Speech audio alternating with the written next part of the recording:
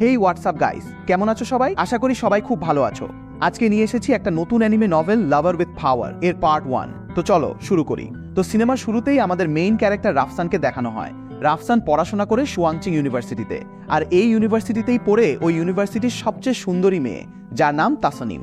তো তাসনিমের অবস্থা এমন যে হাজার হাজার ছেলে ওকে প্রপোজ করতে গিয়ে সবাই রিজেক্ট হয়ে গিয়েছে। রাফসানও জানে ও যদি তাসনিমকে প্রপোজ করে তাহলে সবার সামনে ইজ্জতের ফালুদা হয়ে যাবে, কিন্তু তারপরও ও ঠিক করে যা হবার হবে, আজকে প্রপোজ করবই।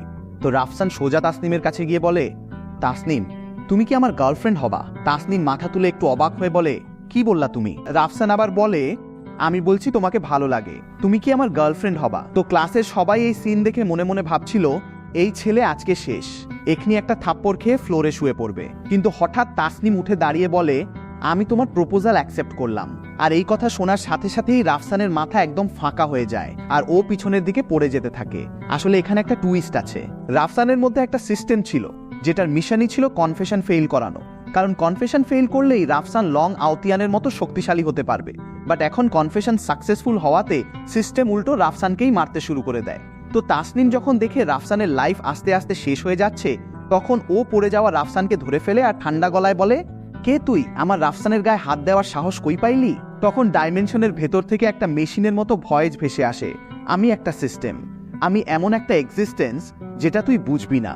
তোকে বলতেছি আমার কাজে নাক গলাইস না, নাইলে তোরেও মেরে ফেলবো। তাসনিম ঠান্ডা গলায় একটু হেসে বলে, তাই নাকি? কথাটা বলা শেষ হতেই তাসনিম একটা আঙুল দিয়ে ইশারা করে, আর ওই ইশারা থেকে একটা বিশাল অদৃশ্য শক্তি বের হয়ে সরাসরি ওই সিস্টেমকে ভেঙে গুড়িয়ে দেয়। সিস্টেম চিৎকার করতে থাকে, তুই কে? আমার তো কোনো শরীরই নাই, তাও আমারে মারলি কিভাবে? তাসনিম হাত নামিয়ে ঠান্ডা চোখে বলে, এটা জানার সুযোগ তোর নাই। এখানে একটু মজা করে বলি ভাই, বাংলাদেশে যদি কোনো মেয়েকে তুই আমার বয়ফ্রেন্ডের গায়ে হাত দিলি বলে একটা সিস্টেমকেই ভেঙে ফেলতে পারতো, তাহলে সমাজে সিস্টেম নাই বলার আর দরকারই হতো না। হা। তো এরপর কিছুক্ষণ পর রাফসানের জ্ঞান ফিরে আসে। ও চোখ খুলে দেখে সব ক্লাসমেট ওর সামনে ভিড় করে আছে। রাফসান জিজ্ঞাসা করে, আমি জ্ঞান হারালাম কিভাবে? ক্লাসমেটরা তখন অবাক হয়ে বলে, আমরাই তো বুঝতেছি না তুই হঠাৎ অজ্ঞান হয়ে গেলি কেন। আমরা তো ভাবছিলাম তুই কখনোই সফলভাবে প্রপোজ করতে পারবি না, কিন্তু ভাই তুই তো সত্যিই তাসনিমকে পটায় ফেলছিস, তুই তো আমাদের হিরো। রাফসান তখনও ঘোরের মধ্যে বলে, মানে এটা স্বপ্ন না, আমি সত্যি সাকসেসফুলি প্রপোজ করেছি। সবাই বলে, হ্যাঁ ভাই তুই অনেক লাকি একটা পোলা। রাফসান তখন বলে, কিন্তু আমি এখনো বেঁচে আছি কিভাবে? আমি তো ভাবছিলাম আমি মরে যাচ্ছি। সবাই তখন একসাথে বলে, থাম ভাই, বেশি স্টাইল মাইরো না, আমরা তো জানি তুই এখন মরার জন্য আফসোস করতেছিস। তো এই সময় পেছন থেকে তাসনিমের ভয়েস আসে, আমি তোমার প্রপোজাল অ্যাকসেপ্ট করেছি ঠিকই, কিন্তু তুমি তো একটা ছেলে, আমাকে হোস্টেলে পৌঁছে দিবা না? রাফসান তাড়াতাড়ি রাজি হয়ে যায়। তো দুজন একসাথে হাঁটতে হাঁটতে যাচ্ছিল, কিন্তু পরিবেশটা একটু অ্যাওয়ার্ড ছিল, কি বলবে বুঝতে পারছিল না। তাসনিম প্রথমে কথা বলে, এখনো কি মাথা ঘুরাচ্ছে? রাফসান একটু অ্যাওয়ার্ড ভাবে বলে, না মাথা ঘুরাচ্ছে না, বাট বাকি সবার চোখের দৃষ্টি দেখে মনে হচ্ছে এখনি এখানে আমাকে ছুরি মেরে দিবে। তাসনিম বলে, ওদের কথা বাদ দাও, ওরা তোমার মতো না, একদিন তুমি ওদের সবার উপর দিয়ে হেঁটে যাবা, আমার যোগ্য মানুষ হয়ে ওঠো। তো হোস্টেলের সামনে এসে তাসনিম বলে, এখানেই থাক, ক্লাসে যা বলছিলাম মনে রাখবা, আমি সেই দিনের অপেক্ষায় থাকবো, তাড়াতাড়ি আসবা। হোস্টেলে ফিরে তাসনিম বিছানায় চুপচাপ বসে থাকে। ওর ছোট আঙুলে একটা রিং ছিল যেটাতে একটা বেনামি চিঠি লাগানো ছিল। ওই রিং থেকে একটা বেগুনি রঙের আলোর বল হঠাৎ ভেসে ওঠে। তাসনিম নিচু গলায় বলে, আমার একটা বয়ফ্রেন্ড হয়ে গেছে, ভবিষ্যতে রাফসান কি তোমার মালিক হবে? এই কথা শুনে ভেতরের আত্মাটা বলে ওঠে, যেসব ছেলে জাঙ্কের মতো তাদের তো জুতা তোলারও যোগ্যতা নাই। কিন্তু আত্মার কথা শেষ হওয়ার আগেই তাসনিম ওকে একটা থাপ্পড় মেরে ছুঁড়ে ফেলে দেয় আর বলে, ও শপথ করেছে লং আউতিয়ানের চেয়ে শক্তিশালী হবে, এখন দুর্বল হলেও আমি ওর সিরিয়াসনেসটা দেখতে পাচ্ছি। আত্মাটা তখন মাটিতে পড়ে থেকেই ভাবতে থাকে, কেউ একজন সত্যিই আমার চেয়ে শক্তিশালী হওয়ার শপথ নিয়েছে, এই স্পিরিট তো রেয়ার। আমি এতদিন 3টা মার্শাল আর্ট রিলমে থেকেও কখনো ভয়েড ভাঙতে পারিনি, তারপরও কোনো ছেলে আমার চেয়ে স্ট্রং হতে পারবে না। এতদিন একলা থাকার কষ্ট কেউ বোঝেনি, এখন অবশেষে একজন আমার চেয়ে স্ট্রং হওয়ার শপথ নিয়েছে, আমাকে এটা ভালোভাবে কাজে লাগাতে হবে। পরদিন সকালে তাসনিম হোস্টেলের নিচে হাজির হয়। ওকে দেখে হাজার হাজার স্টুডেন্ট জড়ো হয়ে যায় দেখার জন্য।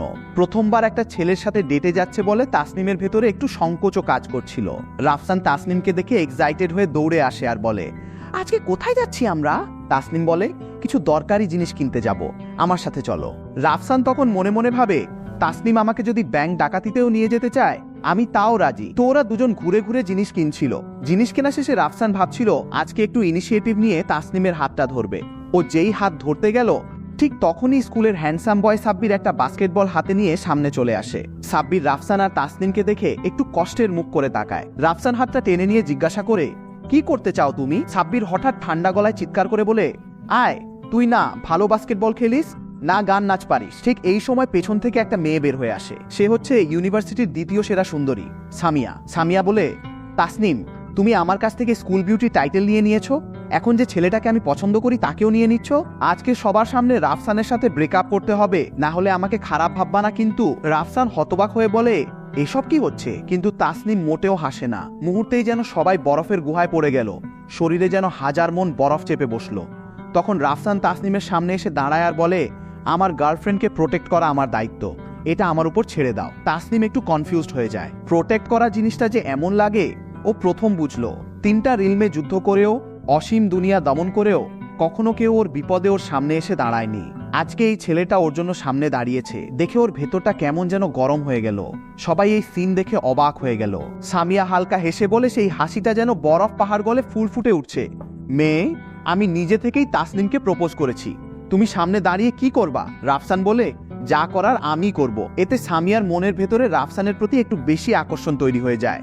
যত যাই বলুক, তাসনিমকে রাফসানের সাথে ব্রেকআপ করাতে চাচ্ছিল, কিন্তু রাফসান আরো বেশি করে গার্লফ্রেন্ডকে প্রোটেক্ট করতে চাইছে। এটা দেখে সামিয়ার একটু হিংসাও হয়, একটু কষ্টও হয়, যেন রাফসান একটা পারফেক্ট সুইট ডগ বয়ফ্রেন্ডের রোল প্লে করছে সামনে দাঁড়িয়ে। সামিয়া তখন নিজের হায়ার ম্যাথ আর ইংলিশ স্কিল দেখিয়ে তাসনিমের সাথে কম্পিট করতে চায়, কিন্তু তাসনিম শুধু একটা আঙুলের ইশারায় সামিয়াকে সোজা পাশের ঝোপের মধ্যে উড়িয়ে দেয়। সামিয়া কান্না করে চিৎকার করে বলে, এই মেয়েটা তো একটা রুট বর্বর, তোমার গার্লফ্রেন্ড হওয়ার যোগ্যই না। কিন্তু রাফসান বলে, তাসনিমকে এখন আরো বেশি হ্যান্ডসাম লাগছে আমার কাছে। এই কথা শুনে সামিয়া আরো বেশি রেগে কান্না করতে করতে হোস্টেলে দৌড়ে চলে যায়। এখানে একটু মজা করে বলি, বাংলাদেশে কোনো ছেলে যদি এভাবে বলতো, তুই মারলেও আমার গার্লফ্রেন্ড হ্যান্ডসাম লাগে, তাহলে ওই ছেলের গ্রুপে সিমপ ট্যাগটা পার্মানেন্ট হয়ে যেত।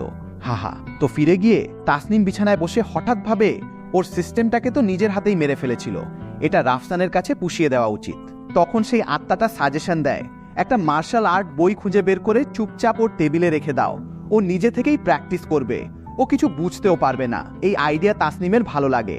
ও একটা রক্তমাখা হাত সামনে বাড়ায়, আর বিছানার সামনের বাতাস একটা কাপড়ের মতো ছিঁড়ে যায়। মুহূর্তেই একটা ডাইমেনশন থেকে আরেকটা ডাইমেনশন ছিঁড়ে ফেলা হয়। এই ছেঁড়া স্পেস দিয়ে যে কোনো জায়গায় যাওয়া যায়, এমনকি যেসব কনসাসনেস ওর নিজের না, সেগুলোতেও ঢোকা যায়। তো একটা সরু গোড়ালি নিচু একটা ডাইমেনশনে পা রাখে। তাসনিম একটা মার্শাল আর্ট মাস্টারকে ধরে জিজ্ঞাসা করে, পৃথিবীর সবচেয়ে শক্তিশালী মার্শাল আর্ট সিক্রেট কি? উত্তর আসে, বিশ্বের নাম্বার 1 মাস্টারের হাতে থাকা পিচ ফ্লাওয়ার ট্রেজার। চাঁদ কালো, বাতাস প্রবল, দুর্গে পতাকা উঠছে, লাল রোবে একজন লোক সূচিকর্ম করছিল। এই লোকই পৃথিবীর নাম্বার 1 মাস্টার। আর তাসনিম পাজামা পরে সোজা সেই দুর্গের দরজায় এসে দাঁড়ায়। তোমার পিচ ফ্লাওয়ার ট্রেজারটা আমাকে দাও। দুর্গ রক্ষী ছুটে আসে তাসনিমকে আটকাতে, কিন্তু পরের সেকেন্ডেই সেই রক্ষী মাটিতে পড়ে কাতরাচ্ছিল। মাস্টার অবাক হয়ে বলে, আমি পৃথিবীর নাম্বার 1, আমার সামনে তো তুই একটা মুভও করতে পারলি না, তাহলে আমার দুর্গে চুরি করতে এসেছিস কেন? তাসনিম খুশি হয়ে হেসে বলে, আমার হবু হাজব্যান্ডকে দেওয়ার জন্য নিয়ে যাব। এটা শুনে ওই দুর্গরক্ষী মনে মনে বলে, সবচেয়ে বিষাক্ত নারীর হৃদয় বলতে যা বোঝায় সেটা এই মেয়েটাই। তো তাসনিম ফিরে গিয়ে রাফসানের রুমের টেবিলে বইটা রেখে দেয়। রাফসান টেবিলে নতুন একটা বই দেখে খুব খুশি হয়ে যায়। খুলে পড়া শুরু করতেই ও দেখে বইয়ের নাম Z master and Z master. Rafsan তখনই বইটা জানালা দিয়ে ছুঁড়ে ফেলে দেয়। এদিকে ব্যাপারটা জানতে পেরে তাসনিম বাথরুমে লুকিয়ে সারা শরীর কাঁপতে থাকে। ও নিজের পরের অর্ধেক জীবন প্রায় নষ্ট হতে যাচ্ছিল, কিন্তু পরের সেকেন্ডেই আবার একটা খুশি হাসি দিয়ে ভাবে, এই সামান্য জিনিস আমার তাসনিমকে আটকাতে পারবে না। রাতে তাসনিম আবার ভয়ের থেকে আরেকটা বই নিয়ে ফিরে আসে। এবার আরো সাবধানে আগে বইটা নিজে চেক করে নেয়। বিক্সিয়ের সোর্ড দেখতে মনে হয় কোনো সন্ন্যাসীর লেখা। এবার একটু ভরসা পায়, কিন্তু খুলে দেখে ভেতরে আবারও লেখা, Z master and Z master. এই মুহূর্তে ব্লাড প্রেশার মাথায় উঠে যায়। তাসনিম বইটা টুকরো টুকরো করে ছিঁড়ে ফেলে। সবচেয়ে শক্তিশালী সিক্রেট বইগুলো প্র্যাকটিস করতে গেলে কেন সবাইকে খোঁজা হতে হয়? তো এই ধাক্কা খেয়ে তাসনিম বিছানায় গুটিয়ে বসে ভাবে, তাহলে কি এটাই একমাত্র উপায়? পরদিন লাঞ্চ টাইমে রাফসান এক বক্স ভাত নিয়ে তাসনিমকে দেয়, কিন্তু তাসনিম বলে ওর পানি লাগবে। রাফসান পানি আনতে পেছনে যায়। ঠিক সেই মুহূর্তে তাসনিম একটা পিল বের করে। কিছুক্ষণ ভাবে, শেষমেশ চুপি চুপি রাফসানের ভাতের বক্সে মিশিয়ে দেয়, আর ভালো করে নেড়েও দেয়। এটাই তাসনিমের special golden egg rice. Tasnim একটু অপরাধবোধ নিয়ে বলে, আমি কি তোমাকে খাইয়ে দেব? রাফসান তো এই সিন দেখে একদম আকাশে উঠতে থাকে। এভাবে তুমি আমাকে খাওয়াবা? সত্যিই খাওয়াচ্ছ? খেতে খেতে হঠাৎ রাফসানের বুক ধরফর করতে শুরু করে। ও পেট চেপে ধরে বলে, আমি একটু বাথরুমে যাচ্ছি, তুমি অপেক্ষা করো। তাসনিম নরম করে হেসে ভাবে, মনে হচ্ছে পিলটা কাজ করা শুরু করেছে। রাফসান ফিরে এসে তাসনিমকে বলে, আমি বাথরুমে কাউকে বলতে শুনলাম পাহাড়ের পেছনে ওয়্যারউলফ আছে, খুবই ভয়ঙ্কর, আর মনে হচ্ছে এই ওয়্যারউলফগুলো অন্য দুনিয়া থেকে এসেছে। তাসনিম, তুমি সাবধানে থেকো। তাসনিম হালকা হেসে বলে, ঠিক আছে, আমি যাব না। এরপর সিন কাটে। তাসনিম নিজের লম্বা চুল উড়িয়ে দূরে তাকায়। আত্মাটা কি খুঁজছে? তাসনিম আলতো হাতে স্পেস ছিঁড়ে ফেলে। যে জিনিস চোখ খুলে দেখেনি, সে আমার বয়ফ্রেন্ডকে ভয় দেখানোর সাহস করেছে। আমি নিজে গিয়ে খোঁজ নিয়ে আসব। সোর্ড অ্যান্ড ম্যাজিকের দুনিয়ার রাস্তায় দুইটা ওয়ারউলফ মজা করছিল। হঠাৎ ওরা আকাশের দিকে তাকায়। একটা ঝাপসা অবয়ব ধীরে ধীরে ওই স্পেসে জেগে ওঠে। তাসনিম নির্বিকার মুখে শূন্যে হেঁটে আসছিল। এই দৃশ্য দেখে ওয়ারউলফরা মাটিতে হাঁটু গেড়ে বসে যায়, মুখে ভয়ার্ত চিৎকার। তোদের গোত্রের চিফকে, তাকে বের করে আন আমার সামনে। চিফ ওয়ারউলফ এসে বলে, আমি এজেলাস গোত্রের প্রধান। বলুন, আপনি কে? তাসনিম একটু ভেবে বলে, মনে পড়ছে না। চিফ বিস্মিত হয়ে বলে, আপনিই তো 5 বছর আগে এজেলাসে এসেছিলেন। সব বড় বড় ইমমর্টাল, দাসামান, হোলি নাইট ও ইয়াও কিং সবাইকে হারিয়েছিলেন আপনি। তাসনিম মাথায় হাত দিয়ে বলে, এবারও মনে করতে পারছি না, অনেক সময় হয়ে গেছে বোধহয়। কিন্তু আমি একটা কথা জানতে চাই, তোরা কি পৃথিবীতে কোনো ওয়ারউলফ পাঠিয়েছিস? চিফ বলে, একদমই না, আমরা তো পৃথিবী নামে কোনো জায়গার কথাই জানি না। তাসনিম স্পেস ছিঁড়ে বলে, এখানে আসাই তো কঠিন। তাহলে ওই ওয়ারউলফগুলো কোথা থেকে এলো? আর একটা ডাইমেনশনে একদল ডেমন দুর্গের বাইরে পাহারা দিচ্ছিল। একটা নেকড়ে আর একটা আহত নেকড়েকে বহন করে দুর্গে ফিরিয়ে আনে। মহারাজকে রিপোর্ট করো, পৃথিবী নামের এক জায়গায় আমাদের একটা ওয়্যারউলফ মারা গেছে। ডেমন কিং প্রচন্ড রেগে যায়। মনে হচ্ছে ওই পৃথিবী নামের জায়গাটাকেই ধ্বংস করতে হবে। সৈন্যরা খুশিতে ভাবছিল শীঘ্রই আবার মাংস খাওয়া হবে। কিন্তু ঠিক তখনই দুর্গের ভেতরে হঠাৎ একটা আলো ফেটে পড়ে। সৈন্যরা আকাশের দিকে তাকায়, দেখে একজন মানুষ। ডেমনরা সবাই কনফিউজড, এই মনস্টার আসলো কোথা থেকে? তাসনিম বলে, তোমাকে খুঁজে বের করার জন্য আমি 10টার বেশি ডাইমেনশন পাড়ি দিয়েছি। এখন বলো, আমাকে এর জন্য কিভাবে পুষিয়ে দেবে? ডেমন কিং প্রায় নির্বাক হয়ে যায়। পুষিয়ে দেব, আমি এখনই পুষিয়ে দিচ্ছি। ঠিক তখনই এক ক্যাপ্টেন এগিয়ে এসে বলে, তোমাকে বাঁচার একটা সুযোগ দেওয়া হয়েছিল, কিন্তু তুমি মরতেই চাচ্ছ। তাসনিম শুধু আস্তে করে হাত তোলে। ডেমন কিং এর পুরো শরীর মুহূর্তেই শূন্যে মিলিয়ে যায়। শুধু বাতাসে একগুচ্ছ চুল ভাসতে থাকে। এখানে ডেমন কে? তাকে আমার সামনে টেনে আন। সৈন্যরা কাঁপা গলায় বলে, আপনি যাকে মাত্র মারলেন উনি তো আমাদের ডেমন কিং ছিলেন। তাসনিম একটু বিরক্ত হয়ে বলে, আমি তো এখনো নিজের ফুল পাওয়ারও ইউজ করিনি। তারপর মাটিতে পড়ে থাকা একটা ওয়্যারউলফের দিকে আঙুল তুলে বলে, আজ থেকে তুমিই ডেমন কিং। ওই ওয়্যারউলফ আঁতকে ওঠে, আমি তো একটা ছোট সৈনিক মাত্র। তাসনিমের ভ্রু কুঁচকে যায়। কোনো প্রবলেম আছে? ওয়্যারউলফ তাড়াতাড়ি বলে, না না, আপনি বললে আমিই ডেমন কিং।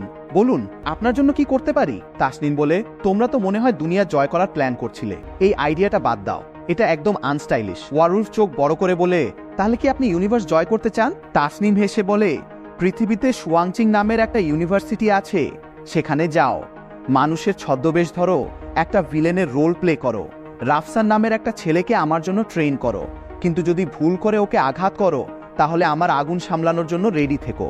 এই কথা শুনে সব ডেমন কাঁপতে শুরু করে। কারো মুখে আর একটা শব্দও বের হয়নি। সিন কাটে।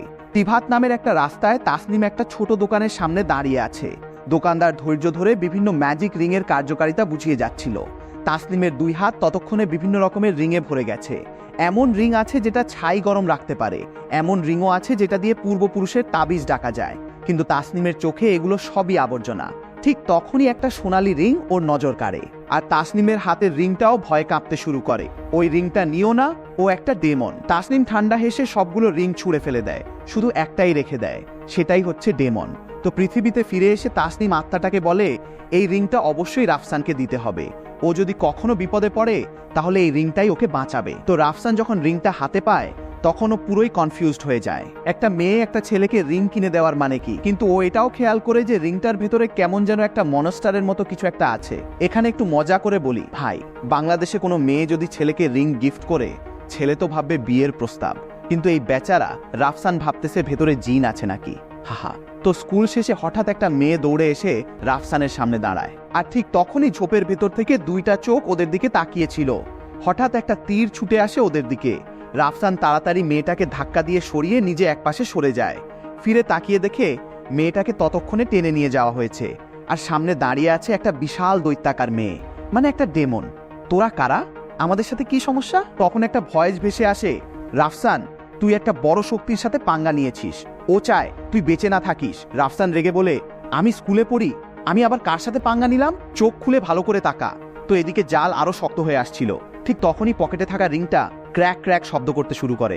পরে নে পরে নে। সিচুয়েশন সিরিয়াস দেখে রাফসান আর দেরি না করে রিংটা পরে ফেলে।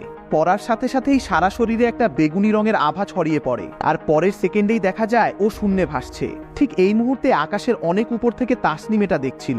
তাসনিম অবাক হয়ে ভাবে, ও তাহলে সত্যিই ঠিক বলেছিলাম। রাগলেই রাফসান আরো শক্তিশালী হয়ে যায়। এদিকে একদল ফায়ারবল রাফসানের দিকে ছুটে আসছিল। ডেমনটা বলে, তুই আমার বুকে ঘুষি মারবি বলে ভাবছিস? মেয়ে, তুই জানিস স্ট্রং হওয়া মানে কি? কথা শেষ হওয়ার আগেই তাসনিমের একটা ঘুষি পাহাড়ের মতো বিশাল হয়ে গিয়ে সোজা ডেমনের গায়ে গিয়ে লাগে। এতগুলো পাথর ভেঙে শেষমেশ স্কুলের পেছনের পাহাড়ে গিয়ে থামে। কিন্তু ডেমনটা তারপরও ধ্বংসস্তূপ থেকে উঠে দাঁড়ায়, চোখে অবিশ্বাস্য রক্তচক্ষু। এই মামুলি ঘুষি আমি দেখতেই পেলাম না, এটা অসম্ভব। একটা সাধারণ মানুষ মেয়ের এত পাওয়ার কিভাবে হয়? তাসনিম আস্তে আস্তে হেঁটে আসছিল, প্রতিটা পা যেন শূন্যের মধ্যেই ফেলছিল। মনে হচ্ছিল একটা অদৃশ্য সিঁড়িতে হাঁটছে। মুখের এক্সপ্রেশন এত শান্ত ছিল যে সেটা দেখেই ভয় লাগে। ডেমন কিং বলে, আমি তো ওকে একটা লাইফ সেভিং আইটেম দিয়েছিলাম, আর তুই সেটা দিয়েই আমার উপর অ্যাটাক করলি? মুখ মুছতে মুছতে হাসে, এই শরীরের পাওয়ার তো কল্পনার বাইরে। তুই যদি আমাকে একটু সময় দিস, আমি এই ছেলেটাকে পুরো দুনিয়ার মালিক বানিয়ে দিতে পারি। তোর তো আমাকে থ্যাঙ্কস দেওয়া উচিত। তাসনিম হাঁটা থামিয়ে ডান হাত তোলে, হাত একদম খালি। কিন্তু ডেমন কিং হঠাৎ অনুভব করে যেন শ্বাস নিতে কষ্ট হচ্ছে। পুরো শরীরটা অনিয়ন্ত্রিতভাবে শূন্যে উঠে যায়, গলা যেন কেউ অদৃশ্য হাতে চেপে ধরেছে। তোর বাম হাত দিয়ে কথা বলতে বলেছিলাম না? ক্র্যাক একটা করকরে আওয়াজ হয়। ডেমন কিং চিৎকার করে ওঠে, বাম হাতটা একটা অদ্ভুত অ্যাঙ্গেলে মুড়ে যায়। তুই একটা পাগল মেয়ে, এটা তো তোর বয়ফ্রেন্ডের শরীর, আমি এটা ধ্বংস করে দিলে তোর ভয় করবে না? তাসনিম শুধু তাকিয়ে থাকে। পরের সেকেন্ডেই ডেমন কিং অনুভব করে ওর আত্মাটাই যেন ছিঁড়ে যাচ্ছে। কনসাসনেসের গভীর থেকে ভয়ঙ্কর একটা ব্যথা উঠে আসে। তুই ভাবছিস আমি সাহস করব না? তাসনিমের গলা খুবই শক্ত, কিন্তু এই কথাতেই ডেমন কিং কাঁপতে শুরু করে। আমি 3 রিলমের অসংখ্য মুখ ধ্বংস করেছি। তুই ভাবছিস একটা সামান্য ডেমন কিং এর থ্রেট নিয়ে আমি মাথা ঘামাবো? ডেমন কিং শেষামেশ প্যানিক করতে শুরু করে। ও বুঝতে পারে এই মেয়েটা সত্যিই করে দেখাবে। আর সবচেয়ে ভয়ঙ্কর ব্যাপার হলো, ও রাফসানের শরীরের কোনো ক্ষতি না করেই এটা করতে পারবে। দাঁড়া দাঁড়া, কথা বলা যায়। আমি ওকে আরো শক্তিশালী বানিয়ে দিতে পারি। আমি দরকার নাই। তাসনিম আঙুল বাড়ায়, আলতো করে। মুহূর্তেই ডেমন কিং এর কনসাসনেসটা রাফসানের শরীর থেকে বের হয়ে আসে, আর শূন্যে একটা কালো বস্তুতে জমাট বেঁধে যায়। না, এটা অসম্ভব। আমি ডার্ক উইন ক্ল্যানের ডেমন কিং। আমি 3000 বছর ধরে বেঁচে আছি। তুই কিভাবে? তোর কথা শেষ করার দরকার নাই। তাসনিমের তালুর একটা চাপড়ে ওই কালো বস্তুটা পুরোপুরি চূর্ণ হয়ে যায়। রাফসানের অজ্ঞান শরীরটা তখন শূন্য থেকে নিচে পড়তে থাকে। তাসনিম ঝট করে গিয়ে ধরে ফেলে, আলতো করে মাটিতে শুইয়ে দেয়। হাঁটু গেড়ে বসে খুব সাবধানে চেক করতে শুরু করে। শ্বাস নরমাল, হার্টবিট নরমাল, আত্মা ঠিকই আছে, শুধু শরীরে কিছু ডেমনি কেয়ার রয়ে গেছে। রিং থেকে ভেসে ওঠা বেগুনি আত্মাটা তখন বলে, মালিক, এই ডেমনি কেয়ারগুলা নিয়ে কি করবেন? তাসনিম চুপ করে ভাবতে থাকে। আত্মা বলে, যদিও এগুলো ডেমন কিং এর ছাড়া, কিন্তু এখন এগুলোর কোনো কনসাসনেস নাই, তাই এগুলা অ্যাবজর্ব করে পিউরিফাই করা যায়। ঠিকমতো হ্যান্ডেল করতে পারলে এটা ওর জন্য একটা কাল্টিভেশনের সুযোগও হতে পারে। তাসনিম কিছুক্ষণ চুপ থেকে বলে, শিওর তো? একদম 100% শিওর। ডেমানিক এয়ার আসলে একটা খুবই পিওর এনার্জি, সাধারণ মানুষ এটা কন্ট্রোল করতে পারবে না। কিন্তু মালিক, আপনি চাইলে এই এনার্জি পিউরিফাই করে দিতে পারেন, শুধু ভালো অংশটা রেখে দিন। তাসনিম অজ্ঞান হয়ে পড়ে থাকা রাফসানের দিকে তাকায়, চোখে একটা কমপ্লিকেটেড এক্সপ্রেশন। আমি তো ওকে একটা লাইফ সেভিং জিনিস দিয়েছিলাম, ওটাই উল্টা ওকে প্রায় মেরে ফেলতে বসছিল। এটা পুরাই আমার দোষ। নিজে নিজেই বিড়বিড় করে বলতে থাকে। হাত দিয়ে রাফসানের মুখটা আলতো করে ছুঁয়ে বলে, চিন্তা করো না, আমি এটা পুষিয়ে দেব। এরপর তাসনিম নিজের তালু রাফসানের দানুতিয়ান পেটের নিচের একটা এনার্জি পয়েন্টের উপর রাখে। তালু থেকে একটা নরম সাদা আলো বের হয়ে শরীরে ছড়িয়ে পড়ে। শরীরের ভেতরের কালো ডেমানিক এয়ার আস্তে আস্তে সাদা আলোয় জড়িয়ে যেতে থাকে। এই প্রসেস চলে প্রায় 1 ঘন্টা ধরে। শেষ ডেমানিক এয়ারটুকু পিউরিফাই হওয়ার পর তাসনিম হাত সরিয়ে নেয়। কপালে সরু ঘাম জমে গেছে। আত্মা বলে, মালিক, আপনি তো অনেক এনার্জি খরচ করে ফেলেছেন, আমি ম্যানেজ করে নেব। তাসনিম উঠে দাঁড়িয়ে রাফসানকে হোস্টেলে পৌঁছে দেয়। বলে যায়, সব চিহ্ন মুছে ফেলিস। জি মালিক। আত্মা একটা আলোর রেখায় পরিণত হয়ে যায়, আর রাফসানের শরীর ভেসে ভেসে ছেলেদের হোস্টেলের দিকে চলে যায়। তাসনিম পেছনে ফিরে তাকায়। শরীরে তখন একটু ডেমনিক এয়ার রয়ে গিয়েছে। মনে হচ্ছে এটা কাল্টিভেশনের প্রসেস আরো স্পিড আপ করতে হবে। কষ্ট করে নিজেকে সামলে নিয়ে স্পেস খুলে সেখান থেকে গায়েব হয়ে যায়। পরদিন সকালে রাফসান চোখ খুলে দেখে ও নিজের হোস্টেলের বিছানায় শুয়ে আছে। আমি বাসায় ফিরলাম কিভাবে? মাথাটা ঝিমঝিম করছিল। গতকাল রাতের কথা আবছা আবছা মনে পড়ছিল।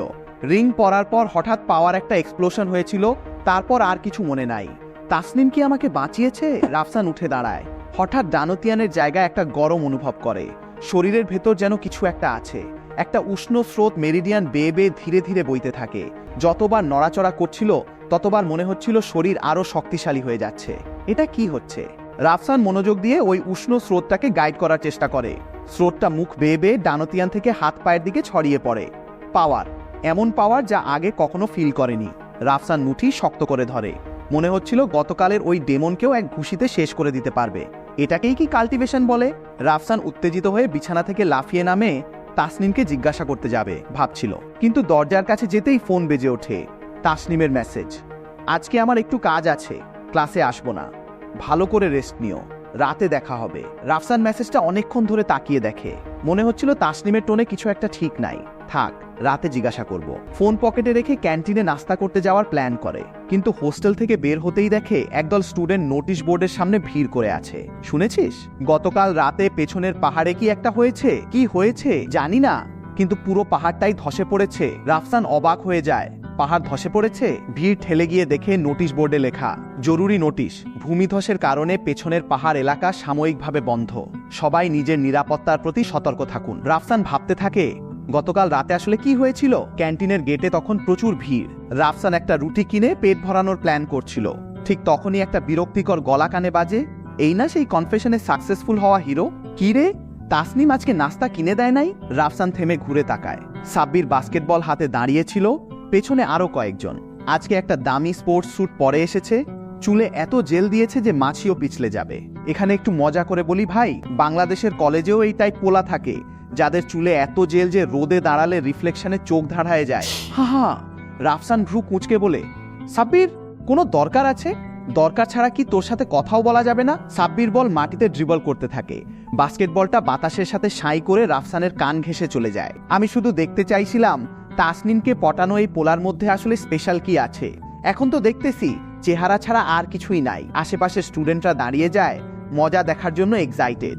কেউ কেউ ফিসফিস করে বলছিল, সাব্বির মারামারি করতে চাইতেছে নাকি? যা তা বলিস না, তাসনিমকে কেড়ে নিয়েছে রাফসান, ও তো আর সহ্য করতে পারবে না। রাফসান আশেপাশের এসব কথায় কান দেয়নি। ও শুধু ফিল করছিল শরীরের ভেতরে ওই গরম ভাবটা হঠাৎ আরো জোরে জোরে চলতে শুরু করেছে। ওই ডার্ক গোল্ড এনার্জিটা যেন শিকার খুঁজে পেয়েছে, এমন একটা ফিল দিচ্ছিল। মেরিডিয়ানের ভেতরে যেন একটা এক্সাইটেড হাসি চলছিল। সর, তোর সাথে খেলার সময় নাই আমার, রাফসান ঠান্ডা গলায় বলে। সর্ব কেন? তোর কি মনে হয় আমার হাতে বল আছে? এটা জিজ্ঞাসা করলি? সাব্বির চিৎকার করে বলে। শরীরটা একটা বাদ্যযন্ত্রের মতো শক্ত হয়ে যায়। স্ট্যান্ডার্ড পজিশনে দাঁড়িয়ে হাতটা বাস্কেটের দিকে না, সোজা রাফসানের মাথার দিকে ছুঁড়ে মারে ফুল স্পিডে। এই বল যদি মাথায় লাগে তাহলে সাধারণ মানুষ তো সোজা হাসপাতালে চলে যাবে। সাব্বিরের মুখে একটা নিষ্ঠুর হাসি। কিন্তু বলটা যখন রাফসানের 10 সেন্টিমিটারের মধ্যে আসে, ও ইনস্টিংটিভলি ডান হাতটা তুলে ফেলে। হাত দিয়ে জোরও দেয়নি, শুধু বলটা ব্লক করতে চাইছিল। বুম! হাতের তালুতে একটা ডার্ক গোল্ড আলো ঝলকে ওঠে। বলটা তালুতে লাগার সাথে সাথেই একদম টফুর মতো ফেটে অসংখ্য টুকরায় ভেঙে যায়। আর সাব্বির যেন ফুল স্পিডে চলা একটা ট্রেনের মতো বলের ধাক্কায় ছিটকে যায়। ভয়ঙ্কর চিৎকার করতে করতে বলের চেয়েও 10 গুণ স্পিডে উড়ে গিয়ে সোজা ক্যান্টিনের গেটের সামনে থাকা ডাস্টবিনে গিয়ে পড়ে। পুরো জায়গাটা একদম নিস্তব্ধ হয়ে যায়।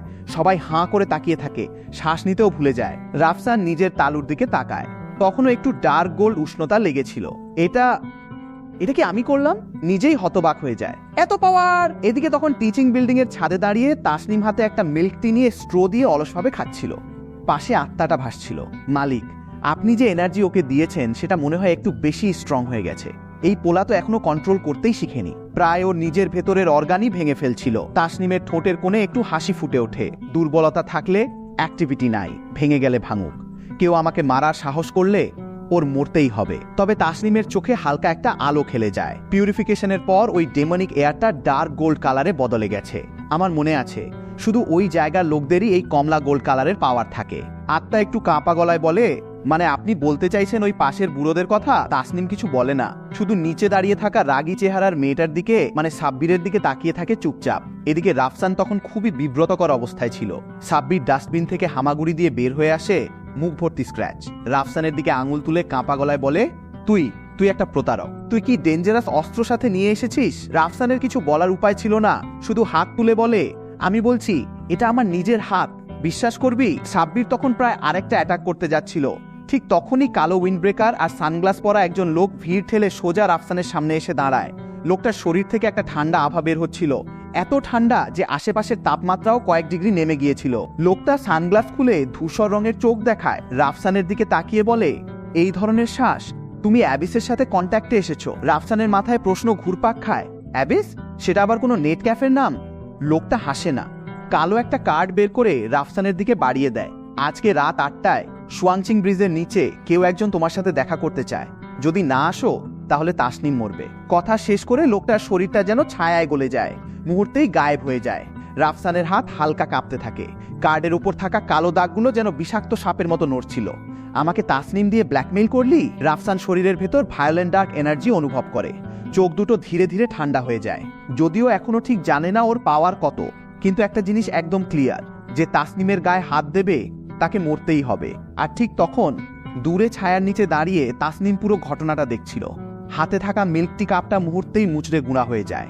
এই লেভেলের ছোট কুকুরও নাক গলানোর সাহস পায়? ঠান্ডা গলায় বাতাসের দিকে তাকিয়ে বলে, আত্মা খোঁজ নেকে এদের এত সাহস দিয়েছে।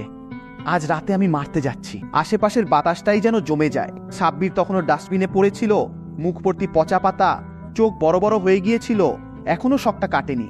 রাফসান হাতে ওই কালো কার্ডটা ধরে রাখে। কাগজের মতো না, একটা ঠান্ডা স্পর্শ অনুভব করছিল। অ্যাবিস, এটা আবার কি জিনিস? রাফসান, লোকটা কি বলল এখন? আশেপাশের স্টুডেন্টরা শক কাটিয়ে আবার কথা বলা শুরু করে, ফিসফিস করে নিজেদের মধ্যে আলোচনা করছিল। কিন্তু রাফসান কিছুই শুনতে পাচ্ছিল না। মাথায় শুধু একটাই কথা ঘুরছিল, যদি না আসো তাহলে তাসনিম মরবে। হঠাৎ ডার্ক গোল্ড এনার্জি থেকে একটা অচেনা আগুন জ্বলে ওঠে। পুরো শরীরটা মুহূর্তেই বদলে যায়। রাফসান মাথা তুলে চারপাশে তাকায়। শেষে চোখ গিয়ে পড়ে ডাস্টবিনে পড়ে থাকা সাব্বিরের উপর। ভাগ! কোনো ইমোশন ছাড়াই একটা শব্দ। সাব্বির রাফসানের চোখে এমন কিছু একটা দেখে যে সোজা ডাস্টবিন থেকে উঠে হামাগুড়ি দিয়ে দৌড় দেয়। পেছনে ফিরেও তাকায় না, নিজের প্রিয় বাস্কেটবলটাও ফেলে যায়। ভিড়টা এমনিতেই রাস্তা করে দেয় রাফসানের জন্য। তো রাফসান হোস্টেলে ফিরে যায়নি, সোজা হেঁটে যায় স্কুলের পেছনের পাহাড়ের দিকে। যদিও ওই জায়গাটা বন্ধ ছিল, কিন্তু রাফসানের এখনকার পাওয়ারের সামনে ওইসব ওয়ার্নিং টেপ তো কাগজের ফুলের মতো তুচ্ছ। ও একটা নিরিবিলি জঙ্গলে গিয়ে থামে, গভীর একটা শ্বাস নিয়ে হাত তোলে। ডার্ক গোল্ড এনার্জিটা যেন ওর ইচ্ছাতেই সাড়া দিতে শুরু করে, আস্তে আস্তে হাতের তালুতে জমতে থাকে। আর এবার এনার্জিটা আর আগের মতো নরম ছিল না, একদম বন্য, আগ্রাসী, যেন একটা হিংস্র জানোয়ার। তাসনিমকে দিয়ে আমাকে থ্রেট দেওয়া? সামনে একটা মোটা গাছ ছিল। রাফসান ইনস্টিংক্ট থামিয়ে একটা ঘুষি মারে, খুব বেশি জোরও দেয়নি। প্যাং! একটা নিঃশব্দ আওয়াজ। গাছের মাঝখান দিয়ে সামনে পেছনে একটা বিশাল গর্ত হয়ে যায়। গর্তের কিনারা এত মসৃণ যেন লেজার দিয়ে কাটা হয়েছে। রাফসান নিজের মুঠির দিকে তাকায়, তারপর গাছটার দিকে। মনে হচ্ছিল ও যেন হাতটা একটু নাড়িয়েছে মাত্র। শরীরের ভেতরের এনার্জিটা যেন এই ঘুষির পর আরও উত্তেজিত হয়ে যায়। চোখ বন্ধ করে মেরিডিয়ানের ভেতরের এই শক্তির প্রবাহটা মনোযোগ দিয়ে ফিল করে। অনেক স্ট্রং, হাস্যকর রকমের স্ট্রং। কিন্তু এটা পুরোপুরি আমার কন্ট্রোলে নাই। এটা মনে হচ্ছে আমার শরীরের ভেতরে থাকা একটা হিংস্র জানোয়ার। তাসনিমের নাম মাথায় আসতেই সব রাগ যেন একসাথে ফেটে পড়ে। রাফসান আবার সেই কালো কার্ডটা খুলে দেখে। রাত 8টা, সুয়াংচিং ব্রিজের নিচে। Very good. কার্ডটা হাতে নিয়ে চোখে কোনো কনফিউশন ছিল না। যেই হোক না কেন ওপাশে, যেই অর্গানাইজেশনই হোক না কেন, তাসনিমের লাইফ নিয়ে খেলার সাহস করলে দুনিয়া থেকে গায়েব হয়ে যাওয়ার জন্য রেডি থাকতে হবে। এদিকে তাসনিম তখন গার্লস হোস্টেলের ছাদে অলসভাবে রেলিংয়ে হেলান দিয়ে বসেছিল, হাতে অন্য দুনিয়া থেকে আনা এক কাপ বরফ ঠান্ডা ড্রিঙ্ক। আত্মাটা পাশে ভাসছিল চিন্তিত ভঙ্গিতে। মালিক, আপনি কি সত্যিই এটা নিয়ে কিছু করবেন না? ওই শেনিওয়ান নামের অর্গানাইজেশনটা এদিকে সামান্য একটা ছোট গ্রুপ হলেও ওরা সবসময় বিনা কারণে সাহস দেখায়। রাফসানকে বড় হতে হবে। তাসনিম ড্রিঙ্ক খেয়ে থামিয়ে দেয় ওকে। আমি ওকে যথেষ্ট এনার্জি দিয়েছি। এই লেভেলের কয়েকটা কুকুর সামলাতে না পারলে আমার চেয়ে স্ট্রং হওয়ার যে প্রমিস করেছিল সেটাও কিভাবে পূরণ করবে? আত্মা আর কথা বাড়ায় না। ও জানে মালিক একবার সিদ্ধান্ত নিলে সেটা বদলায় না। তাসনিম পাহাড়ের দিকে তাকায়, যেন সব বাধা ভেদ করে দেখতে পাচ্ছিল। তুই যা, ব্রিজের কাছের স্পেস কোঅর্ডিনেট লক করে রাখ। ছেলেটা যদি সত্যিই নিজেকে উড়িয়ে দেয় তাহলে নিজেই নিচে নেমে ওই কুকুরগুলাকে রুলস শিখিয়ে দেব। জি মালিক। আত্মা মুহূর্তেই বেগুনি আলোয় পরিণত হয়ে গায়েব হয়ে যায়। তাসনিম কাপের বরফ ঘুরাতে ঘুরাতে ঠোঁটের কোণে হালকা হাসি ফোটায়। আমার মানুষটাকে যে কেউ ইচ্ছামতো গুলি করবে সেটা তো হতে দেওয়া যায় না। রাত নেমে আসে। রাত 7:50। রাফসান 10 মিনিট আগেই ব্রিজের নিচে পৌঁছে যায়। জায়গাটা অন্ধকার, ব্রিজের ছায়া সবকিছু গিলে ফেলেছে। নদীর পানির শব্দটা এই নিস্তব্ধ রাতে অদ্ভুতভাবে স্পষ্ট শোনাচ্ছিল। রাফসান একটা জায়গায় হেলান দিয়ে দাঁড়িয়ে চোখ বন্ধ করে শরীরের এনার্জিটা অ্যাডজাস্ট করে নেয়। সারা বিকেল প্র্যাকটিস করার পর এখন ডার্ক গোল্ড এনার্জিটা মোটামুটি কন্ট্রোল করতে পারছিল। সকালের মতো এক্সপ্লোড হচ্ছিল না অন্তত। ঠিক 8টায় ছায়া থেকে হালকা পায়ের শব্দ ভেসে আসে। রাফসান চোখ খুলে দেখে দিনের সেই কালো উইন্ডব্রেকার আর সানগ্লাস পরা লোকটা। কিন্তু এবার একা না, পেছনে আরও 4 জন একই পোশাকে দাঁড়িয়ে। প্রত্যেকের গা থেকে একটা অস্বস্তিকর ভাব বের হচ্ছিল। তুমি সময় মতো এসেছো। লোকটা সানগ্লাস খুলে ফেলে। ধূসর চোখ দুটো অন্ধকারে অদ্ভুত এক আলোয় ঝিলিক দিচ্ছিল। মনে হচ্ছে তাসনিমকে তুমি হার্ট থেকে চাও। কথা কম বলো। রাফসান সোজা হয়ে দাঁড়ায়, গলা একদম শান্ত। তোমরা কি চাও? কে পাঠিয়েছে? আমরা কি চাই? লোকটা হেসে ওঠে, হাসিটা কুৎসিত শোনায়। আমরা তোমাকে একটা সুযোগ দিতে চাই, আমাদের সাথে যোগ দাও। তুমি এই সাধারণ পৃথিবীর না। তোমার গায়ে যে অ্যাবিসের ঘ্রাণ পাচ্ছি, তোমার আরো উঁচুতে দাঁড়ানো উচিত। আমাদের সাথে অ্যাবিস কিং এর আগমনকে স্বাগত জানাও। রাফসান কিছুই বুঝতে পারে না। কিসের অ্যাবিস কিং? আমার এসবে ইন্টারেস্ট নাই। আমি শুধু বলতে এসেছি, তাসনিমকে নিয়ে আর কখনো ভাববা না। না হলে লোকটার মুখের হাসি মিলিয়ে যায়। তুমি নিজের পাওয়ারকেও কন্ট্রোল করতে জানো না। কথা শেষ হতেই পেছনের চারজন চারদিক থেকে কালো ছায়ায় পরিণত হয়ে রাফসানের দিকে ছুটে আসে। স্পিড এতটাই বেশি যে সাধারণ মানুষ প্রতিক্রিয়া দেখানোরও সময় পাবে না। কিন্তু রাফসানের চোখে সেসব যেন স্লো মোশনে ঘুরছিল। শরীরের ডার্ক গোল্ড এনার্জি মুহূর্তেই জ্বলে ওঠে। ও সরে না গিয়ে সোজা প্রথম ছায়াটাকে একটা ঘুষি মারে। প্যাং! একটা বিশাল আওয়াজ, যেন কোনো তরমুজ ফেটে গেছে। ওই ছায়াটা চিৎকার করারও সময় পায়নি। পুরো শরীরটা বাতাসে কালো ধোঁয়ার মতো উড়ে গিয়ে সম্পূর্ণ ছড়িয়ে যায়। কয়েক সেকেন্ডের ভেতর বাকি 3 ছায়া থমকে দাঁড়িয়ে যায়। লোকটার চোখ ছানা বড়া, ধূসর চোখে অবিশ্বাস। তুই এক মুহূর্তেই অ্যাবিসের পাওয়ার হ্যান্ডেল করতে পারলি। রাফসান হাত ঝাড়ায়, মুঠিতে একটা আঠালো ভাব লাগছিল। ওদিকে তাকিয়ে ঠান্ডা গলায় বলে, আমি বলেছি যে তাসনিমের গায়ে হাত দেবে সে মরবে। সবাই মিলে ধর ওকে। লোকটা চিৎকার করে ওঠে। বাকি 3 ছায়া এবার আর হার্ড ফাইট করতে চায় না, বরং কুয়াশার মতো ছড়িয়ে গিয়ে চারপাশে ঘুরতে থাকে, সুযোগ খুঁজতে থাকে। রাফসানের একটু অস্বস্তি লাগছিল। পাওয়ার অনেক স্ট্রং, কিন্তু কমব্যাট এক্সপিরিয়েন্স প্রায় 0। ওদের ঘুষি মারলেই ছড়িয়ে যায়, ধরাই যায় না। হঠাৎ একটা কালো ব্লেড রাফসানের বাহুতে টান দিয়ে যায়। জামায় একটা কাটা দাগ, চামড়ায় একটা পোড়া দাগ ফুটে ওঠে। ও নিচে তাকিয়ে দেখে হালকা কাটা দাগ। আহত হয়েছে। এতে ভেতরের রাগটা একদম জ্বলে ওঠে। সব ঢেলে দাও। আর অ্যাটাক করার চেষ্টা না করে ও নিজের শরীরের এনার্জিতে ফোকাস করে। ডার্ক গোল্ড এনার্জি কম্প্রেস হতে শুরু করে। আরো একটা ভয়ঙ্কর প্রেসার চারদিকে ছড়িয়ে পড়ে। বাতাস মোচড়াতে শুরু করে। মাটির ভাঙা পাথর কাঁপতে থাকে। খারাপ, ও কন্ট্রোল হারিয়ে ফেলছে। ওকে থামাও তাড়াতাড়ি। লোকটার মুখ সাদা হয়ে যায়। ফিল করছিল রাফসানের শরীরে কি পরিমাণ পাওয়ার জমা হচ্ছে। 3 ছায়া মুহূর্তেই মিলে গিয়ে একটা বিশাল কালো শ্যাডোতে পরিণত হয়। আকাশ থেকে সরাসরি রাফসানের মাথায় আঘাত করতে আসে। রাফসান মাথা তুলে তাকায়। চোখে ততক্ষণে সোনালি আলো ঝলকে উঠেছে। এনার্জি একদম চূড়ান্ত পর্যায়ে কম্প্রেস হয়ে যাচ্ছিল, ঠিক ছেড়ে দেওয়ার আগ মুহূর্তে। তখনই একটা স্পষ্ট মিষ্টি গলা ব্রিজের নিচে ভেসে আসে। এই যে এতজন মিলে আমার বয়ফ্রেন্ডকে বুলি করা একটু বেশি বেশি না? গলাটা জোরালো না, কিন্তু সবার কানে একদম স্পষ্ট শোনায়। সবার, রাফসান সহ। অ্যাকশন একদম থমকে যায়। মাথা ঘুরিয়ে তাকালেই দেখা যায় ব্রিজের ছায়ার নিচে একটা সাদামাটা মূর্তি হেলান দিয়ে দাঁড়িয়ে। একটা সিম্পল ক্যাজুয়াল ড্রেস পরা, হাতে একটা কাপ, অর্ধেক খাওয়া মিল্ক টি, নরম মুখে হালকা হাসি। এটা তাসনিম। মনে হচ্ছিল অনেক আগে থেকে এখানে দাঁড়িয়ে, পাশে দাঁড়িয়ে একটা নাটক দেখার মতো এনজয় করছিল। কালো পোশাক পরা লোকটার চোখ লক হয়ে যায়। গলার স্বর বদলে যায়। তুমি কখন এলে? তাসনিম তার প্রশ্নকে পাত্তা না দিয়ে আস্তে আস্তে রাফসানের দিকে হাঁটা শুরু করে। কাছে এসে নরম আঙুল দিয়ে বাহুর ক্ষত থেকে রক্তটা আলতো করে মুছে দেয়। ভ্রু একটু উঁচু করে জিজ্ঞাসা করে, ব্যথা লাগছে? রাফসান সামনে দাঁড়ানো তাসনিমকে দেখে কয়েক সেকেন্ডের জন্য মাথা একদম ফাঁকা হয়ে যায়। ব্রিজের নিচের বাতাসে হালকা আদার গন্ধ ভেসে আসছিল। তাসনিমের চুল উড়িয়ে দিচ্ছিল।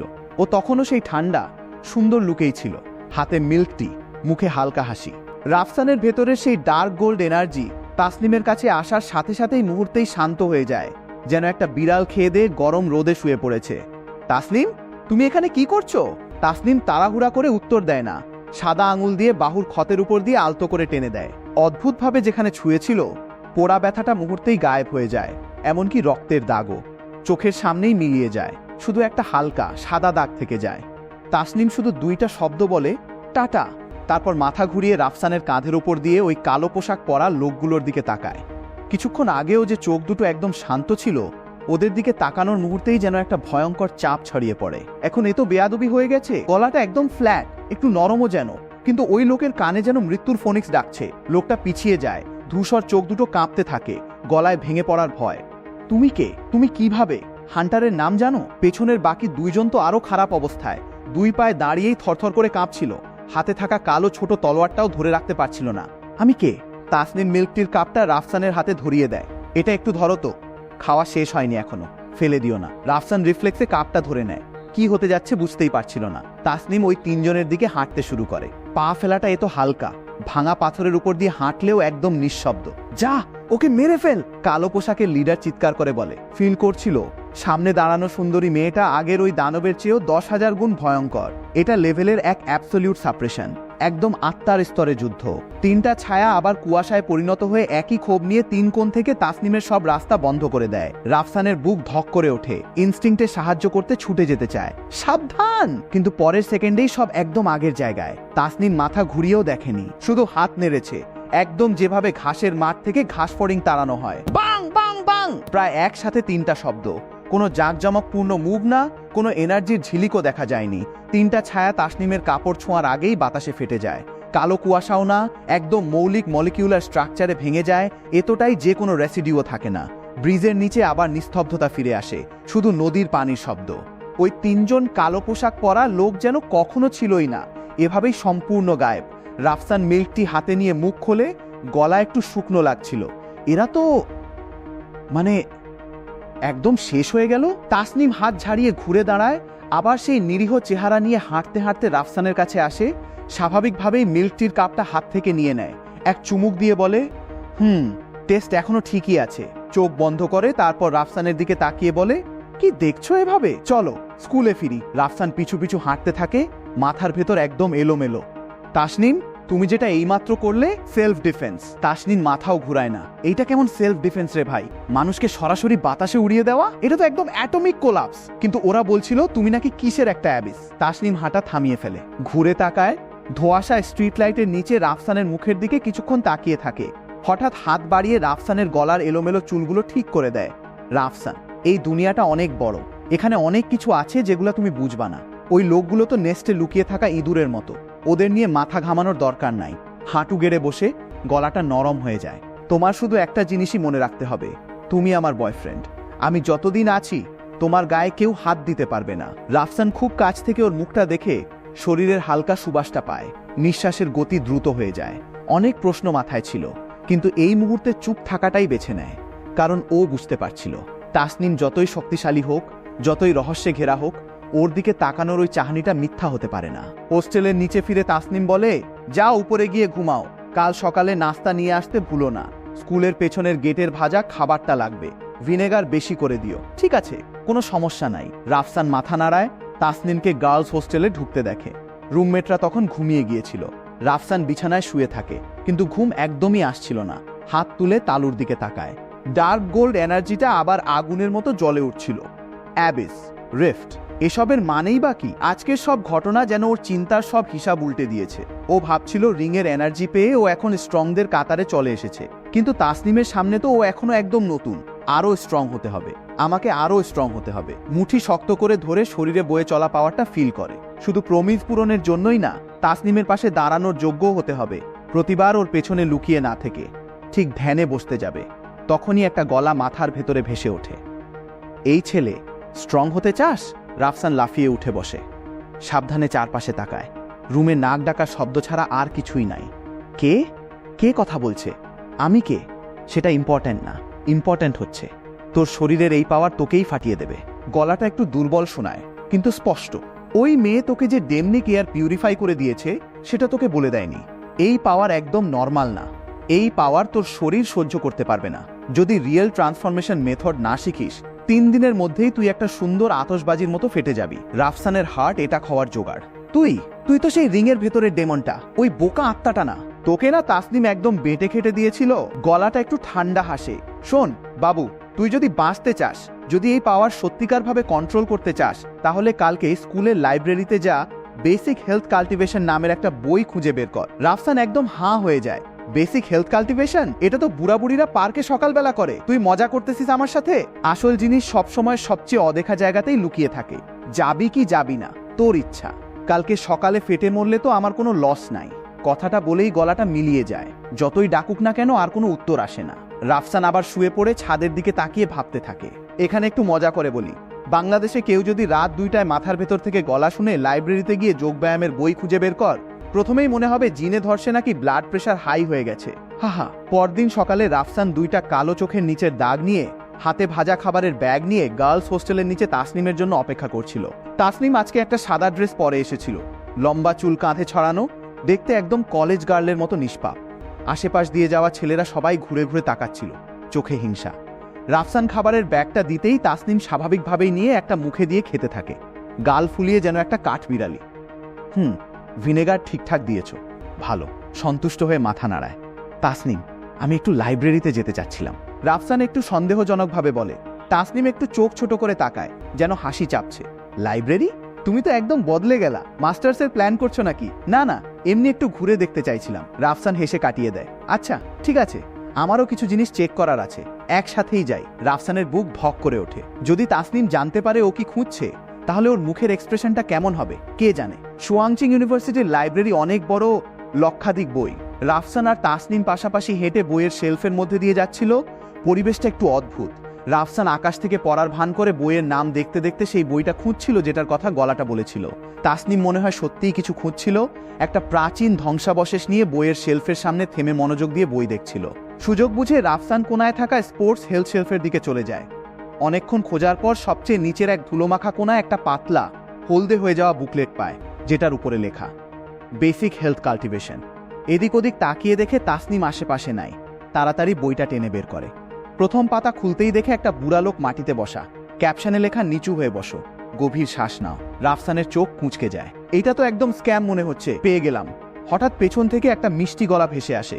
রাফসানে তো ভয় পায় যে বইটা প্রায় ছুঁড়ে ফেলে দিচ্ছিল। ঘুরে দেখে তাসনিম ঠিক পেছনেই দাঁড়িয়ে, হাতে একটা মোটা কালো বই, হাসি মুখে রাফসানের হাতে থাকা বেসিক হেলথ কাল্টিভেশন বইটার দিকে তাকিয়ে। রাফসান, তোমার রুচি তো একদম আলাদা। রাফসান লজ্জায় মাটির মধ্যে ঢুকে যেতে চায়। মানে আজকাল কোমরে পিঠে একটু ব্যথা করছে, তাই ভাবলাম একটু হেলথ নিয়ে পড়াশোনা করি। তাসনিম কিছু বলে না, শুধু হাত বাড়িয়ে বুকলেটটা নিয়ে 2 পাতা উল্টে দেখে। বই উল্টানোর সময় রাফসান খেয়াল করে তাসনিমের চোখে একটা মুহূর্তের জন্য কিছু একটা ঝিলিক দিয়ে ওঠে। খুব দ্রুত হলেও ধরা পড়ে যায়। বই তো ভালোই, নিয়ে যাও, ভালো করে প্র্যাকটিস করো। বইটা ফেরত দিয়ে দেয়, কিন্তু গলার টোনটা একটু অদ্ভুত হয়ে যায়। কে জানে, হয়তো সত্যিই একটা সারপ্রাইজ পেয়ে যাবা। কথাটা বলে ঘুরে চলে যায়, রাফসানকে একা দাঁড় করিয়ে রেখে। ও কি সবটা বুঝে ফেলেছে, নাকি বইটাতে সত্যিই কোনো সমস্যা আছে? বেশি ভাবার সময় না নিয়ে রাফসান তাড়াতাড়ি গিয়ে বইটা ইস্যু করে নেয়। লাইব্রেরি থেকে বের হতেই ফোনটা হঠাৎ ভাইব্রেট করে। একটা অচেনা নাম্বার থেকে মেসেজ। আজ রাত 10টায় পেছনের পাহাড়ের ছোট জঙ্গলে। তাসনিমকে বাঁচাতে চাইলে একাই আসো। মেসেজটা দেখেই রাফসানের চোখ ঠান্ডা হয়ে যায়। আবার সেই একই ট্রিক, একই থ্রেট, একদিনে 2 বার। আমাকে কি বলদ মনে হয় নাকি? কিন্তু এবার মেসেজের সাথে একটা ছবিও অ্যাটাচ করা ছিল। ছবিতে দেখা যায় তাসনিম ক্লাসরুমে বসে আছে, আর ওর পিঠের পেছনে একটা প্রায় স্বচ্ছ তাবিজের কাগজ লাগানো, যেটাতে একটা ভয়ঙ্কর ভূতের মুখ অস্পষ্টভাবে দেখা যাচ্ছে। রাফসানের হাত হালকা কাঁপে ফোনটা ধরে রাখতে গিয়ে। এমন কোনো পদ্ধতিও আগে দেখেনি। যেই হোক না কেন, আজ রাতে আমি নিশ্চিত করব তুই এই দুনিয়ায় আসার জন্য আফসোস করবি। গভীর একটা শ্বাস নিয়ে বেসিক হেলথ কাল্টিভেশন বইটা জামার ভেতরে গুঁজে নেয়। ও খেয়াল করেনি একটু দূরে গাছের ছায়ায় স্কুল ইউনিফর্ম পরা, কালো ফ্রেমের চশমা লাগানো একটা মেয়ে ঠান্ডা চোখে ওর পিঠের দিকে তাকিয়েছিল। মেয়েটার ঠোঁটের কোণে একটা অদ্ভুত হাসি ফুটে ওঠে। জিভ দিয়ে শুকনো ঠোঁট ভিজিয়ে বলে, ডার্ক গোল্ড এনার্জি। কি দারুণ একটা শিকার। চশমাটা ঠিক করে দিয়ে মেয়েটার শরীর যেন পানির ঢেউয়ের মতো কেঁপে উঠে জায়গা থেকে গায়েব হয়ে যায়। এদিকে ক্লাসে বসে থাকা তাসনিম হঠাৎ লেখা থামিয়ে দেয়। হাত পিঠের পেছনে নিয়ে গিয়ে আঙুল দিয়ে প্রায় স্বচ্ছ একটা তাবিজ ধরে ফেলে। তাবিজটা আঙুলের ছোঁয়াতেই মুহূর্তে ছাই হয়ে যায়। ইনকুই সম্প্রদায়ের ছোট ছোট আবর্জনাও আজকাল লাফাতে বের হচ্ছে। রাত নামে। রাত 9:50। রাফসান একা পেছনের পাহাড়ের ছোট জঙ্গলে চলে আসে। এখানকার বাতাস ব্রিজের নিচের চেয়েও ঠান্ডা, একটা পচা গন্ধ ভেসে আসছিল। শরীরের ডার্ক গোল্ড এনার্জি তখন একদম বেস্ট স্টেটে অ্যাডজাস্ট হয়েছিল, যে কোনো সময় একটা মরণ আঘাত ছুড়ে দেওয়ার জন্য রেডি। আমি চলে এসেছি, বের হয়ে আয়। খোলা জায়গায় দাঁড়িয়ে গলা তোলে। শব্দটা নিস্তব্ধ জঙ্গলে প্রতিধ্বনিত হয়। হি হি হি। জঙ্গলের গভীর থেকে একটা তীক্ষ্ণ কর্কশ হাসি ভেসে আসে। তারপরই কালো ফ্রেমের চশমা পরা স্কুল ইউনিফর্মের মেয়েটা আস্তে আস্তে ছায়া থেকে বেরিয়ে আসে। ওর দিকে তাকিয়ে চোখে লোভ ছাড়িয়েছিল। রাফসান, তুমি সত্যিই অনেক সাহসী। তুই? রাফসান ভ্রু কুঁচকে চেনে ফেলে ক্লাসেরই একটা মেয়ে, যাকে সাধারণত কেউ খেয়ালই করে না। আমি আর আমি না। মেয়েটার গলা ভাঙা, একসাথে যেন কয়েকজনের গলা মিলে কথা বলছে। তোর আত্মাটা আমাকে দিয়ে দে, আমি তোকে সুখেই মরতে দেব। কথা শেষ হতেই মাটি হঠাৎ ফেটে যায়। কয়েকটা শুকিয়ে যাওয়া কঙ্কালের হাত রাফসানের গোড়ালি চেপে ধরে। একটা তীব্র ঠান্ডা ভাব মুহূর্তেই গোড়ালি থেকে মেরুদণ্ড বেয়ে উপরে উঠতে থাকে। রাফসান ঠান্ডা গলায় চিৎকার করে। শরীরের ডার্ক গোল্ড এনার্জি বিস্ফোরিত হয়ে ওঠে। সর! এক পা মাটিতে ঠোকে, মাটি মুহূর্তেই ভেঙে যায়। ওই কঙ্কালের হাতগুলো গুঁড়া হয়ে যায়। শরীরটা মুহূর্তেই ঝিলিক দিয়ে মেয়েটার সামনে চলে যায়। মুঠিতে জল ডার্ক গোল্ড আলো নিয়ে সোজা মেয়েটার মাথায় ঘুষি মারে। অনেক স্লো। মেয়েটা অদ্ভুতভাবে হাসে, শরীরটা যেন কোনো শরীরই নেই, এমনভাবে ঘুষির মধ্য দিয়ে বের হয়ে যায়। রাফসানের ঘুষি গিয়ে সোজা গাছে লাগে, পুরো গাছ ভেঙে পড়ে যায়। আর মেয়েটা ততক্ষণে ওর পেছনে চলে গিয়েছিল, হাতে একটা কালো লম্বা সূচ নিয়ে সোজা পিঠের দিকে ছুরির মতো বসিয়ে দিতে চায়। ঠিক এই জীবন মৃত্যুর মুহূর্তে জামার ভেতরে থাকা বেসিক হেলথ কাল্টিভেশন বইটা হঠাৎ একটা হালকা উষ্ণতা ছড়ায়। একটা গভীর তথ্য মুহূর্তেই মাথায় ঢুকে আসে। হেলথ ফর্ম 1, পাহাড় নদী গিলে ফেলা। রাফসান ইনস্টিংক্টে মুখ খুলে গভীর একটা শ্বাস টানে। চারপাশের 100 মিটারের বাতাস যেন এক মুহূর্তে শুষে নেওয়া হয়। শরীর থেকে একটা ভয়ঙ্কর টান বেরিয়ে আসে। মেয়েটার শরীর অনিয়ন্ত্রিতভাবে রাফসানের দিকে টানতে শুরু করে।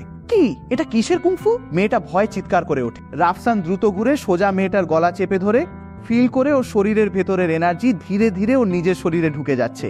ডার্ক গোল্ড এনার্জি সেটাকে একদম গিলে খাচ্ছে, পিউরিফাই করছে। তুই আসলে কে? মেয়েটার চামড়া দ্রুত শুকিয়ে যেতে থাকে, চোখে একদম হতাশা। রাফসান ঠান্ডা চোখে তাকিয়ে থাকে, গলায় কোনো ওঠানামা নাই। আমি তো শুধু একটা সাধারণ ভার্সিটির স্টুডেন্ট যে ওর গার্লফ্রেন্ডের সাথে ভাজা খাবার খেতে চায়। একটা কর্মর শব্দ, মেয়েটার শরীর নেতিয়ে পড়ে যায়, একটা কালো পানির স্তূপে পরিণত হয়ে যায়। রাফসান জায়গায় দাঁড়িয়ে জোরে জোরে শ্বাস ফেলে। প্রতিপক্ষকে গিলে খাওয়ার পর শরীরের এনার্জিটা যেন আরও ঘন হয়ে গিয়েছিল।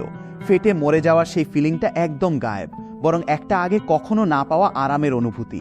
জামার ভেতর থেকে বেসিক হেলথ কাল্টিভেশন বইটা বের করে ওই বুড়া লোকের ছবির দিকে তাকিয়ে ভাবতে থাকে, এটা কি সত্যিই একটা হেলথ কাল্টিভেশনের বই ছিল? ঠিক তখনই জঙ্গলের গভীর থেকে ধীরে ধীরে হাততালির শব্দ ভেসে আসে। চমৎকার, একদম চমৎকার। তাসনিম পায়জামা পরে, স্লিপার পায়ে, হাতে একটা লজেন্স নিয়ে আস্তে আস্তে বেরিয়ে আসে। মাটিতে পড়ে থাকা কালো পানির দিকে একবার তাকিয়ে তারপর রাফসানের দিকে তাকিয়ে বলে, মনে হচ্ছে তুমি হেলথ কাল্টিভেশন কিভাবে করতে হয় শিখে ফেলেছো। রাফসান ওর দিকে তাকিয়ে মুখ খোলে। কিছু বলার আগেই তাসনিম হঠাৎ এগিয়ে এসে ওর কলার ধরে নিজের সামনে টেনে নেয়। মুখটা এত কাছে চলে আসে, রাফসানের নাকের ডগায় নিঃশ্বাস পড়তে থাকে।